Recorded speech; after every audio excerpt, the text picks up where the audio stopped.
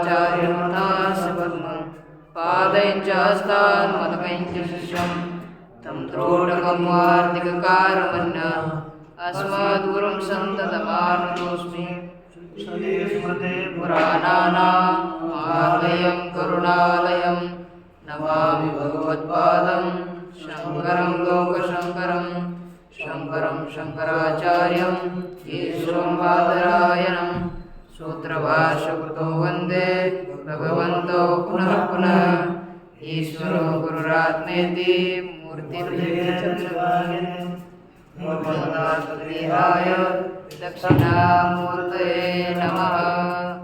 ॐ नूतनजलधररुचे गोपवधूलितकुलचौराय तस्मै कृष्णाय नमः। संसारमयीर्वस्य बीजाय। श्री विश्वनाथ पंचानन भट्टाचार्य द्वारा रचित न्याय सिद्धांत मुक्तावली का विचार करते हुए सबसे महत्व का प्रकरण अनुमान खंड का हम लोग विचार करने के लिए प्रवृत्त हो रहे हैं। अनुमान खंड में कल प्रत्यक्ष खंड के पश्चात अनुमान खंड का किस संगति से आरंभ किया है, इसी संगति का कथन किया गया और कहा कि यह उपजीव्य उपजीवक भाव संगति से प्रत्यक्ष प्रमाण के निरूपण के पश्चात अनुमान प्रमाण का निरूपण किया जा रहा है।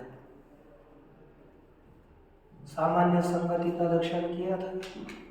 अनंतरा विधान प्रयोजक जिज्ञासा जनक ज्ञान विषयत्वम्। क्या किया पढ़ रहे देख रहे हो मेरे मुख को पर क्या है बोला लक्षण? अनंतरा विधान प्रयोजक जिज्ञासा ज्ञान विषयत्वम्। जिज्ञासा ज्ञान विषयत्वम्। बंद करो ऐसा को पूछना है। वो परमात्मा श्री ज्ञानोपाध्याय जगत गुरु तुकाराम महाराज, संत श्री एकनाथ महाराज, आदि गुरु श्री शंकराचार्य इत्यादि सब संतों के अलौकिक अहेतुकी अकारण करना ऐसी कृपा से अनुमान खंड का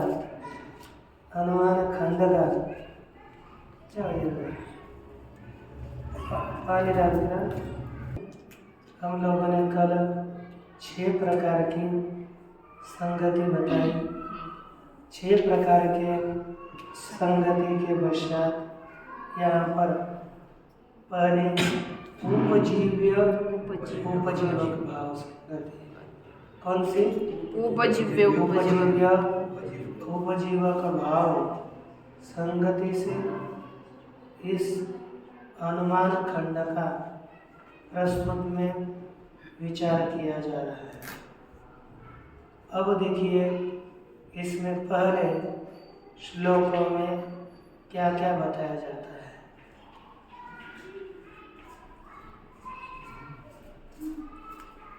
छोटारस्तु परामर्शः व्यापारस्तु परामर्शः करणं व्याप्तिधीर्भवेत् अनुमायां ज्ञायमानं लिंगं तु करणं नहि अनागतादिलिंगेन न साधनमिति स्तदा। अनुमान का हम लोग विचार करने के लिए आ रहे हैं। हम लोग अनुभूति इस अनुमान खंड का विचार करने लगे तो हमें जैसे प्रत्यक्ष खंड में ज्ञान, उसका व्यापार और करण, ये तीनों चीजें होती है। ज्ञान, व्यापार और करण। वैसे ही या इसमें भी कितने हैं? 3 हैं। कौन कौन? ज्ञान, व्यापार और करण। इसमें ज्ञान क्या है? तो कहा देखो अनुमिति ही हमारा मुख्य ज्ञान है। व्यापार दूसरा, ये फल समझो। अनुमिति क्या है? फलम। व्यापार परामर्श। फिर बीच में क्या होता है? व्यापार यह है परामर्श। और ज्ञान करण है व्याप्ति ज्ञान। इस तरह से तीनों प्रकार का यह अपना विषय है। व्यापार और करण, ऐसे तीन चीजें, फल, व्यापार और करण। तो फल क्या है? अनुमिति। व्यापार क्या है? परामर्श। और करण क्या है? व्याप्ति ज्ञान। व्याप्ति ज्ञान। फल, परामर्श और फल, व्यापार और करण। यही यहाँ पर बताया। अन्वय देखो, अनुमायाम परामर्श व्यापार करण व्याप्ति। अनुमा अर्थात अनुमिति। अनुमा का अर्थ क्या है? अनुमिति। अनुमिति में परामर्श व्यापार है। अनुमिति में कौन है? परामर्श व्यापार में परामर्श ही व्यापार है। करण क्या है? व्याप्ति धी। व्याप्ति ज्ञान करण है। धी माने ज्ञान। अब अनुमिति क्या होती है? जैसे पर्वत, वन्यमान इत्यादि स्थलों में क्या है? पर्वत, वन्यमान इत्यादि स्थानों में अनुमिति है। पर्वत, वन्यमान अनुमिति क्या हो गई? पर्वत, वन्यमान अनुमिति, यही फल है। व्यापार क्या है? परामर्श। वन्य व्याप्य धूमवान नयम पर्वत। ये क्या हो गया? परामर्श। और व्याप्ति ज्ञान। बाद में है व्याप्ति ज्ञान। क्या होगा? वन्य व्याप्य धूम। वन्य व्याप्य धूम, ये क्या हो गया? व्याप्ति ज्ञान। वन्य ये व्याप्ति ज्ञान, ये परामर्श और ये अनुमिति। ये तीन रंगों में जैसे आपको शिक्षा होगी, इसमें चिंता मत करना है। बताना आपको फल क्या चीज है, फिर अनुमिति, पर्वत, वन्यमान, धूमात, यह स्थल है। पर्वत, वन्यमान, धूमात, यह अनुमान प्रयोग, यह स्थल है अपना। अनुमान प्रयोग ऐसा है। इसमें अनुमिति क्या है, व्यापार क्या है और करण क्या है, यह हमें समझना चाहिए। ठीक। अब यहाँ पर एक शंका होती है, हेतु का ज्ञान, करण क्या है? कहते न्यायमानम लिंगम तो करणम नहीं, परंतु न्यायमानम लिंगम। क्या चीज है? न्यायमान। दो चीजें है। न्यायमान अर्थ, एक इसका अर्थ है ज्ञान का, हाँ, वर्तमान कालिक ज्ञान विषय। वर्तमान कालिक कौन? ज्ञान का विषय। वर्तमान काल में कैसा आना चाहिए? ज्ञान का विषय, वर्तमान काल में होने वाला ज्ञान का विषय, ये न्यायमान का अर्थ है। और दूसरा क्या चीज है? ये वर्तमान काल के ज्ञान का विषय वही है न्यायमान। मुझे क्या कहेंगे? न्यायमान। दूसरा है लिंगम, तो है ना, और एक है लिंगज्ञ।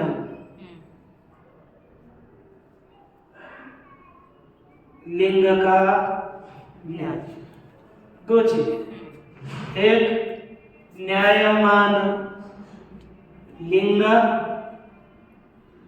और दूसरा लिंग ज्ञान।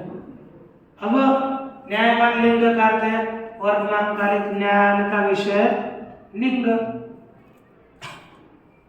और इसका एक लिंग का ज्ञान। करण किसे मान रहे हो? तो कहते हैं लिंगम, न्यायमान लिंग, ज्ञान का विषय लिंग, यह करण नहीं है। यदि मानेंगे वर्तमान काल में ज्ञान का विषय वही करण है, ऐसा यदि मानेंगे तो दोष क्या होगा? ऐसा मानेंगे तो दोष क्या होगा? तो दोष होगा क्या कि अनागतादिलिंगेन न स्यादनुमिति तथा। यदि हम न्यायमान लिंग मानेंगे तो अनुमिति कहीं कहीं हो नहीं पाएगी। माने अभी ज्ञान का विषय होना चाहिए, वर्तमान में हमें दिखना चाहिए वो पदार्थ, तभी हेतु है। ऐसा मानेंगे तो अनागतादिलिंगेन न स्यादनु, अनागत लिंग और आगत लिंग, गत लिंग, जैसे एक इस तरह से है ना, यज्ञशाला थी, यज्ञशाला में ऐसे है कुंड बने थे,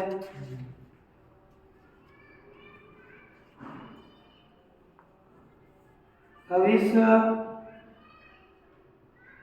ये कुंड, ये तो अभी आग नहीं जल रही थी, इसमें है ना, इसमें आग अभी तो नहीं जल रही, लेकिन ये यज्ञशाला काली पड़ी हुई थी, है ना, ये काली पड़ गई थी। तो हमको क्या समझ में आता है? यम यज्ञशाला, है ना, यम यज्ञशाला, यज्ञशाला है ना। लेकिन ये देखो यहाँ पर वन्यमती, वन्यमती क्या होता है? अतीत धूमात, समझ एक ही आपने। तो मुझे बताओ यहाँ पर धूम दिख रहा है क्या? वर्तमान कालिक ज्ञान का विषय धूम है क्या? बस हाँ, ज्ञान का विषय है कोई ना कोई, लेकिन वर्तमान काल में रहने वाला विषय होना चाहिए। ज्ञान का विषय कैसा चाहिए? वर्तमान काल में। तो ये इसका यहाँ पर धूम का ज्ञान हो रहा है, लेकिन वर्तमान काल में वन्य विषय है। इसलिए वर्तमान न्यायमान लिंग, अभी अभी अभी जाना जाने वाला लिंग, यह हम क्या नहीं कर सकते? ऐसा न्यायमान लिंग वही अनुमिति का कारण है, ये मान नहीं सकते। यदि मान लेंगे तो प्रस्तुत में न्यायमान लिंग नहीं है, तो यह अनुमिति होती है, यज्ञशाला में अनुमिति होती है, लेकिन यह अनुमिति न होने की आपत्ति आएगी। अब देखो, अब इधर यज्ञशाला बनाई जा रही है, उधर आई कि नहीं? लेकिन अभी धूल दिख रहा है क्या? लेकिन हम थोड़ा अनुमान कर सकते हैं कि यहाँ बाद में धूम आने वाला है, तो हम क्या करेंगे? भविष्यत धूम। क्या करेंगे? इयं यज्ञशाला यज्ञशाला वह्निमती क्या गया? वन्नी मती मती क्यों? भावी धूमात् भविष्य धूमा।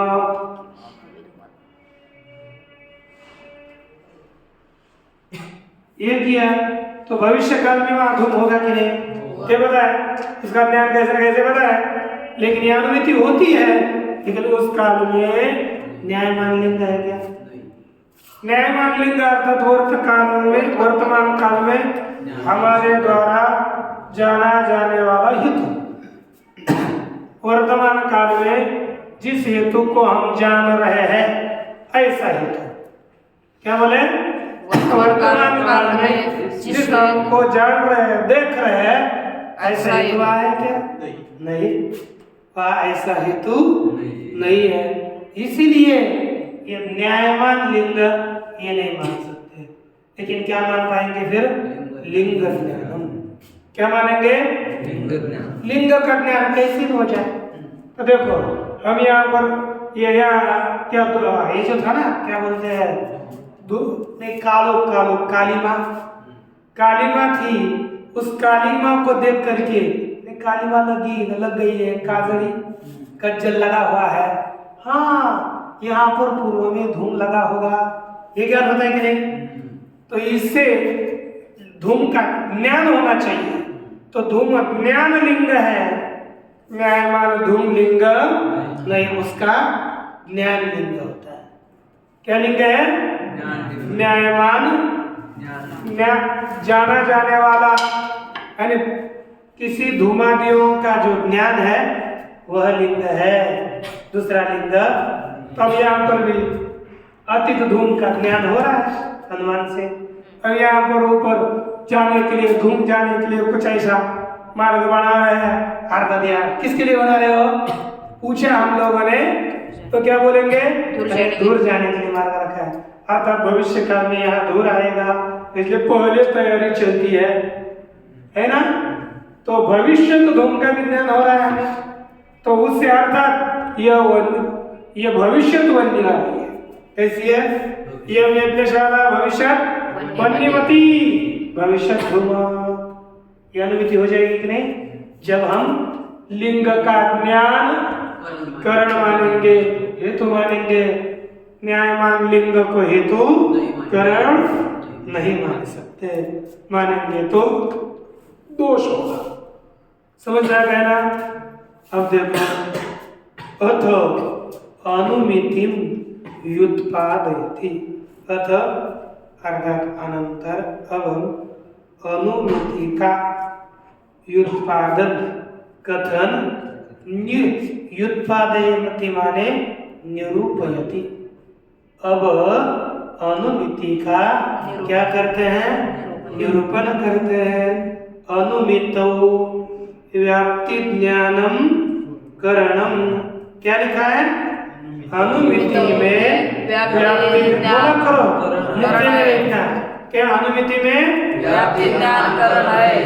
अच्छा, ध्यान में आएगा ना? क्या करण है? अनुमिति में व्याप्ति ज्ञान। अनुमिति में अनुमिति में क्या करना है? अनुमिति में व्याप्ति ज्ञान करना नहीं करण है। एक परामर्श कौन है? व्यापार। परामर्शो व्यापार। परामर्श का स्वरूप आप कभी भी देखो, सामान्यतः इनको ध्यान में रखा करो। जैसे पक्ष साध्यवान, आगे दो अलग अलग प्रकार बताएंगे, लेकिन ये ज्यादा बुद्धि में रखना। पक्ष साध्यवान, ये अनुमिति होगी। पक्ष कैसा है? साध्य वाला। दूसरा क्या है? परामर्श। क्या है? साध्य साध्य व्याप्य हेतु मान पक्ष, ये ध्यान में रखना। कभी इसको या पक्ष साथ देवान रखना तो पक्ष कौन होगा तो उसके इधर पक्ष होगा, जैसे पर्वत तो पर्वत साध्य बने वन्य तो वन्यमान। इधर भी साध्य पद को हटा करके बाद में साध्य रखो, हेतु को हटा करके रखो, आगे सब एक ही। पक्ष को पक्ष रखो है कि नहीं? तो क्या होगा? साध्य व्याप्य हेतुमान पक्ष। साध्य क्या है? वन्य। हेतु क्या है? धूम।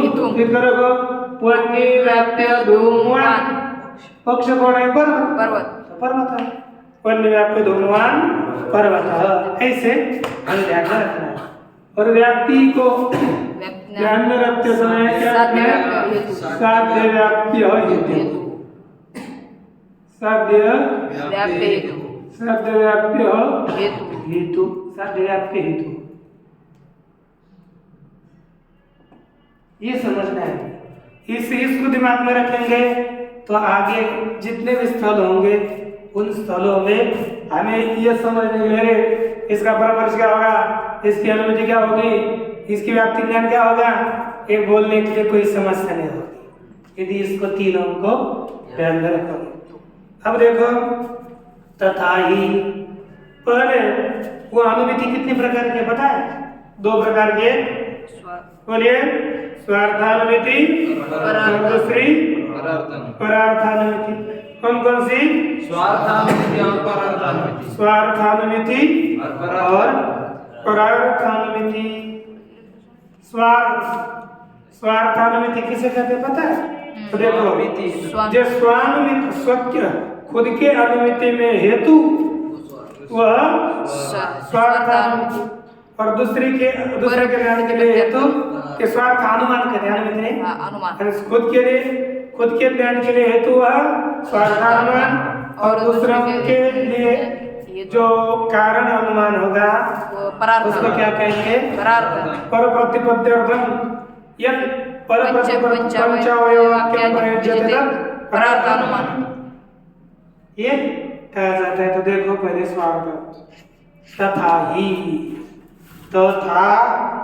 स्पष्टीकरण में स्वार्थ येन पुरुषेण अर्थात जिस पुरुष के द्वारा महानसादौ मानस अर्थात पाकशाला येन अर्थात जिस पुरुष के द्वारा महानसादौ मानस इत्यादि में आदि से ले लो मानसो चतुरो गोष्ठ पर्वतो 4 चीजों को ध्यान में रखना है जहाँ त्याग होती है। कौन? मानस गोष्ठ पर्वत चतुर। पर्वत चतुर गोष्ठ मानस क्या चीज है? पर्वत चतुर गोष्ठ मानस। बना बोल रहे? पर्वत चतुर गोष्ठ मानस। इन 4 स्थानों पर क्या होती है? आग और धूम। पर्वत में आग और धूम ये बोला जाता है। चतुर माने चौराहा जहाँ पर सब लोग आकर बैठते हैं। गाँव में क्या होता था ना कि पहले बैठते वैसे जो आपके जैसे बहुत चौकड़ी करने वाले लोग आते थे एकत्र होकर बैठते थे। हाँ वही थे, मैं बोल नहीं पा रहा था लेकिन वही जो है ना कि वो जो उसमें ऐसे सीखते रहते और कुछ ना कुछ जगते रहते वो चतुर हो गया। उसका पर्वत चतुर गोष्ठ अर्थात गाय के ठंडी लगने के बाद अब पीछे थोड़े आग लगा करके पक्षी कृषक अपना थोड़ा धूप टाप के क्या गर्मी को से ले लेता है थोड़ा। और महानस पाकशाला तो बनानी पड़ती है। और उससे और कोई हो तो बताओ। हाँ आयोग अलग होता है 2 मिनट में आपके लिए मुख्य स्थान आयोग अलग भी है। लेकिन हाँ ये बोल सकते हो क्या आग लगे आदमी होते हैं ना जो अल्लाह का वहाँ तुमने लेकिन दूसरे ये न पुरुषेण मानसादौ धूमे वन्नेर व्याप्ति गृहीता। ये न पुरुषेण अर्थात जिस पुरुष ने मानस इत्यादि स्थल में ठिकान क्या है? स्थान क्या है? मानस इत्यादि में धूमे वन्नेर व्याप्तिर गृहीता क्या लिखे? धूमे अर्थ सप्तमी है तो क्या अर्थ होगा? धूम में। क्या हो गया? धूम में। बोलो किसमें? धूम में। वन्य अर्थात वन्य की। धूम में वन्य की व्याप्ति गृहीता, व्याप्ति का ग्रहण किया, व्याप्ति का ग्रहण किया। जैसे आपको बताता हूँ, एक वन्य है, यहाँ लिखा है ये वन्य। व्याप्य शब्द का अर्थ है व्याप्ति, आश्रय। व्याप्ति शब्द का अर्थ क्या है? व्याप्ति का आश्रय। और मुझे व्याप्य माने व्याप्ति का आश्रय। व्याप्य अर्थ बोलो। व्याप्त्याश्रय। व्याप्य अर्थात व्याप्त्याश्रय। व्यापक की व्याप्ति किसमें रहती है? छोटे में। व्यापक की व्याप्ति किसमें रहती है? छोटे में, कम देश में रहने वाला हेतु में। व्यापक कौन है? वन्य। व्यापक क्यों वन्य है पता है क्या? देखो, पर्वत, चत्वर, गोष्ठ, मानस, यहाँ पर और अयोगोलक, इन पांचों में कौन रहती है? अग्नि, वन्य रहती है। इन पांचों में भी वन्य रहती है। और धूम केवल इन चारों में रहता है। धूम किसमें रहता है? किसमें किसमें? पर्वत, चतुर्भुज। इसमें कौन रहता है? धूम। और अग्नि पांचों में। कौन कौन? पर्वत, चतुर्भुज, मानस और अयोगोलक। इन पांचों में कौन रहती है? वन्य। तो व्यापक कौन हो गए? वन्य। कौन व्याप्य हो गया? धूम। धूम क्या हो गया? व्याप्य। व्याप्य जो कम देश में रहता है। तो देखो, अर्थात व्याप्य माने व्याप्ति का आश्रय। तो यह देखो, वन्य व्याप्ति आश्रय कौन हो गया? वन्य के व्याप्ति का आश्रय कौन हो गया? धूम। तो धूम को क्या कहेंगे? व्याप्य। धूम क्या हो गया? वन्य के व्याप्ति का, तो उसको क्या कहेंगे? व्याप्य। व्याप्य किसे कहते हैं? व्याप्त्याश्रय। बोला करो ना। व्याप्त्याश्रय। किसे कहते हैं? व्याप्त्याश्रय। ये वेदांत नहीं है, शांत करके सुनना है, क्या बोलना है ना? क्या क्या है? व्याप्त्याश्रय। व्याप्य। व्याप्त्याश्रय कौन हो गया? व्याप्य। तो यहाँ पर व्याप्ति का आश्रय कौन हो गया? कभी भी किसकी व्याप्ति किसमें रहती है? साध्य की व्याप्ति हेतु में रहती है। किसकी व्याप्ति किसमें रहती है? साध्य की व्याप्ति हेतु में रहती है। किसमें? साध्य की व्याप्ति। साध्य क्या होता है? व्यापक। जिसकी व्याप्ति रहेगी उसके क्या कहेंगे? व्यापक। जिसकी व्याप्ति रहेगी उसको कहेंगे व्यापक। तो व्यापक क्या होता है? साध्य। साध्य क्या होता है? व्यापक। व्यापक क्या होता है? साध्य। साध्य क्या होता है? व्यापक। उसकी व्याप्ति कहाँ रहती है? हेतु में।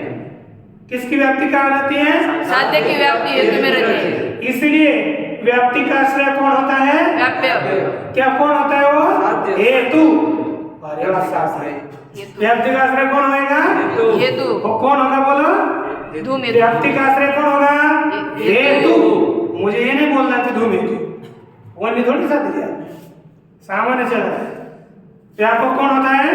साध्य। व्यापक कौन होता है? साध्य। उसकी व्याप्ति कहाँ रहती है? हेतु में। उसकी व्याप्ति कहाँ रहती है? हेतु में। तो हेतु क्या होगा? व्याप्य। हेतु क्या हो गया? व्याप्य। साध्य का व्याप्य कौन हो गया? हेतु। तो कौन हो गया? हेतु। साध्य व्याप्य कौन हुआ? हेतु। तो साध्य की व्याप्ति का आश्रय कौन हुआ? क्या हो गया? हेतु। साध्य के व्याप्ति का आश्रय कौन हो गया? हेतु। ठीक ना? प्रकृति में साध्य कौन लेंगे? वन्य। हेतु कौन है? धूम। तो किसकी व्याप्ति कहाँ रहेगी? वन्य की व्याप्ति धूम में रहेगी। क्या बोलेंगे हम? वन्य व्याप्य धूम। क्या बोलेंगे? वन्य व्याप्य धूम। क्या बोलेंगे? वन्य व्याप्य धूम। वन्य व्याप्य धूम। इसको क्या कहेंगे? व्याप्ति न्याय। ठीक।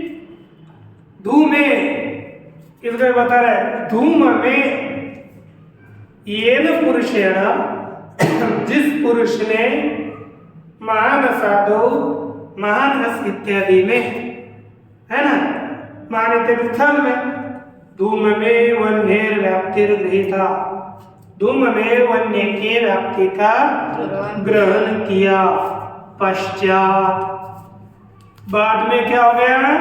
स एव पुरुष क्वचित पर्वतादौ, वही पुरुष सह एव, स माने वह, एव अर्थात ही, वही पुरुष क्वचित कहीं पर्वतादौ, इसमें पर्वत इत्यादि में अविच्छिन्न मूलम, ऐसी अविच्छिन्न मूल वाले जिसका मूल टूटा नहीं है, ऐसे कौन? अविच्छिन्न मूल वाले धूमरेखाम पश्यति, कैसे? अविच्छिन्न मूल वाले धूम की रेखा, धूम की रेखा को देखता है। कैसे? अविच्छिन्न मूल वाले जिसका मूल टूटा नहीं है, नहीं, ऐसे अविच्छिन्न मूल वाले धूम की रेखा को देखता है। तदनंतरम अर्थ क्या हो गया? उसके पश्चात क्या हो गया? तद अनंतरम अर्थात उसके पश्चात धूमो वन्य व्याप्य, क्या हो गया? धूम वन्य व्याप्य, धूमो वन्य व्याप्य हो। एक बार अविच्छिन्न मूल है, क्या कहना? एक बार ये विचार हो सकेगा क्या है ना? ये आपने कुछ बच्चे क्या बोलते हैं, महाराज जा जा धूम वाह वाह भाग, क्योंकि कुछ बच्चे होते हैं क्या, नहीं सिगारेट पी लेते हैं, है ना? सिगारेट क्या बोलते हैं, बीड़ी, और पीने के बाद सिगारेट को इधर छोड़ देते हैं और बाद में मुख से धूम निकलता है। तो वहाँ पर धूम है, आपका अनुमान होगा क्या? हाँ होता है ना, लेकिन वो धूम कैसा है? विच्छिन्न मूल वाला है, इसका मूल टूटा हुआ है। और हमें कैसा चाहिए कि धूम अविच्छिन्न ऐसा चल रहा है ना, तब तो निकलने दो, थोड़ा देख लेते हैं टूटा हुआ है कि क्या है। यदि टूटा हुआ मूल वाला है तो वहां से उस धूम को देखकर आपकी अनुमति नहीं होती। कैसा चाहिए? अविच्छिन्न। उसने लिखा पर्वत आदियों में अविच्छिन्न मूल वाली धूम की रेखा को देखता है। तदनंतर उसके पश्चात धूमो वन्य व्याप्य, क्या हो गया? धूम वन्य का व्याप्य है। इति एवं रूपम, इति माने ऐसे, इति अर्थात ऐसे, एवं अर्थात इस प्रकार, रूपम व्याप्ति स्मरण क्या हो गया? धूमो वन्य व्याप्य, ये बताया आपको, धूमो वन्य व्याप्य धूम, इधर रखो इधर रखो, एक आदत एक ही है, तो वन्य व्याप्य धूम। इस प्रकार क्या हो गया? व्याप्ति का स्मरण, वही व्याप्ति ज्ञान। क्या व्याप्ति स्मरण होगा? बोलो क्या हो गया? धूमो वन्य व्याप्य, क्यों वन्य व्याप्य? ये क्या हो गया? व्याप्ति स्मरण। उसको होगा, धूम रेखा को देखेगा, जा जा धूम वन्य व्याप्य धूम है, ऐसा क्या होगा? स्मरण होगा। पश्चात, पश्चात बने बाद में, बोला क्या है? पश्चात बाद में, उसके बाद फिर क्या होता है? परामर्श होता है। क्या होता है? कैसा? वन्य व्याप्य धूमवान अयम, यह पर्वत, अयम माने यह पर्वत, आगे लिखने वाला कैसा है? वन्य व्याप्य धूमवान अयम, यह वन्य व्याप्य धूम वाला है। ऐसा क्या होगा? इति एवं रूपम व्याप्ति स्मरणम तस्य भवति, क्या होता है? इति ऐसे, अच्छा क्या पीछे दिया, स एव वन्य व्याप्य धूमवान अयम इति ज्ञानम भवति, है कि नहीं? ये ज्ञान होगा, और उसको क्या कहते हैं? परामर्श। परामर्श ठीक है नहीं? वन्य व्याप्य धूमवान अयम पर्वत लिखा हमने बस, तो ये क्या हो गया? परामर्श। व्याप्ति ज्ञान क्या? वन्य व्याप्य धूमवान व्याप्ति स्मरण, फिर तत्पश्चात परामर्श। परामर्श क्या? वन्यव्याप्य धूमवानायम् इति यह परामर्श स एव परामर्श इति उच्यते। तद अनंतरम माने परामर्श के थोड़ा थोड़ा ऊपर निकल रहा है, क्या आता है? पर्वतो वन्यमान इति अनुमितिर जायते। पता है कि नहीं? समझ में आ गया ना? नहीं? क्या हो गया? वन्यव्याप्य धूमवान अयम पर्वत, ये क्या होती है? यह अनुमिति उत्पन्न हो जाती है। ठीक है ना? इस तरह से वन्यव्याप्य धूमवान अयम पर्वत, यह अनुमिति उत्पन्न होगी। मुझे बताओ, अब ये पूरा हो गया, पहले क्या होता है बताओ? सबसे पहले व्याप्ति का ज्ञान होता है। कहाँ? महानसादियों से, पाकशाला इत्यादियों में जहाँ जहाँ धूम है वहाँ वन्य ऐसा ज्ञान होता है। यही कहते हैं व्याप्ति ज्ञान। किसमें किसकी व्याप्ति का ज्ञान? धूम में वन्य के व्याप्ति का ज्ञान होगा। फिर वो कहाँ चला जाता है घूमने के लिए? पर्वत में, है ना? पर्वत में घूमने के लिए। फिर वहां जाने के बाद क्या दिखता है? धूम। कोई किसी ने आग लगवा दी उधर, है ना? धूम दिखा, तो धूम को देखकर किसका स्मरण हो गया? व्याप्ति का स्मरण। व्याप्ति के स्मरण के पश्चात क्या होगा? परामर्श होगा। क्या? वन्यव्याप्य धूमवानायम् पर्वत। और परामर्श ज्ञान के पश्चात अनुमिति होगी। पर्वतो वन्यमान इति अनुमितिर जायते। ये दिया कि नहीं? अत्र, देखो अत्र यहाँ पर यह है अत्र प्राचीनास्तु। इसमें प्राचीन लोग दो प्रकार के नैयायिक है ना? नव्य नैयायिक और आजकल महाराज भी दोनों प्रकार के है ना? नव्य महाराज और है कि नहीं? क्या बोले महाराज?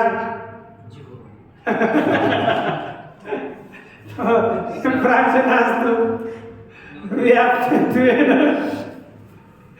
न्यायमानम लिंगम। प्राचीन क्या बोलते थे? लिंग का ज्ञान नहीं, न्यायमान लिंग। हमने पढ़ा था पहले। न्यायमान लिंग ज्ञान का विषयभूत लिंग ही अनुमिति का कारण है इति वदन्ति। परंतु तद दूषयति, उसको दूषित करते हुए कहते हो न्यायमान लिंगम करणम नहीं, न्यायमान लिंग करण नहीं है। क्यों? लिंग को करण मानेंगे तो लिखा लिंगस्य अनुमिति करणत्वे, है ना? लिंग को अनुमिति अकरणत्व, लिंग अनुमिति का करण नहीं है। इसमें एक युक्ति बताया है, लिंग को करण नहीं मान सकते। क्या? अनागतादिलिंगेन न स्यात् अनुमितिस्तदा, तदा अनागत इत्यादि हेतु के द्वारा अनुमिति नहीं होगी। यदि अनुमितौ लिंगम करणम स्यात्, क्या लिखा है? यदि अनुमिति में लिंग करण होगा, क्या लिखा? यदि अनुमिति में लिंग करण होगा तो अनागतेन लिंगेन, किस लिंग के द्वारा? जो लिंग यहाँ पर प्राप्त नहीं हुआ, ऐसा अनागत लिंग के अभी नहीं, बाद में आएगा। धूम बाद में आएगा ना, अभी तक तो आया नहीं। उसके द्वारा अनुमिति न हो पाएगी। लेकिन होती कि नहीं? लिंग ज्ञान के द्वारा होती है, लिंग के द्वारा न हो पाएगी। विनष्टेन च, और एक हेतु के लिंग धूम नष्ट हो गया, लेकिन उस कालिमा को देख करके यहाँ पर दूर हो रहा था, ये ज्ञान होता है, तो उसकी भी अनुमिति न होने की आपत्ति आएगी। अनागतादिलिंगेन न स्यात् अनुमितिस्तदा, है ना? अनुमिति करणस्य लिंगस्य तदानीम अभावात्, क्योंकि अनुमिति का साधन हेतु उस काल में भूतकाल में था धूम, अभी थोड़ा ही है। ज्ञान है लेकिन धूम नहीं, धूम को ही करण मानोगे तो धूम को नहीं, धूम के ज्ञान को करण मानोगे, है ना? इसलिए क्या मानेंगे? धूम के ज्ञान को करण मानेंगे, धूम को करण हम नहीं मानेंगे। लिंगस्य अनुमिति करणस्य लिंगस्य तदानीम अभावात्, तदानीम माने जब अतीत लिंग से अतीत बनने की अनुमिति होती है तब वहां पर धूम नहीं होता, हेतु नहीं होता, तो भी अनुमिति होती है। इसलिए उसके मानने के लिए हमें लिंग का ज्ञान ही करण मानना पड़ेगा, यह कहा गया। अब इसके पश्चात अब व्याप्य और परामर्श ये हमें देखना है। और अनुमिति के स्वरूप कितने हैं? अनुमिति दो प्रकार की होगी, थोड़ा कल ये पढ़ के आना, समझ में ना आने दो, लेकिन पढ़कर आया करो तभी आपको समझ में आएगा। ओम पूर्णमदः पूर्णमिदं पूर्णात् पूर्णस्य पूर्णमादाय पूर्णमेवावशिष्यते।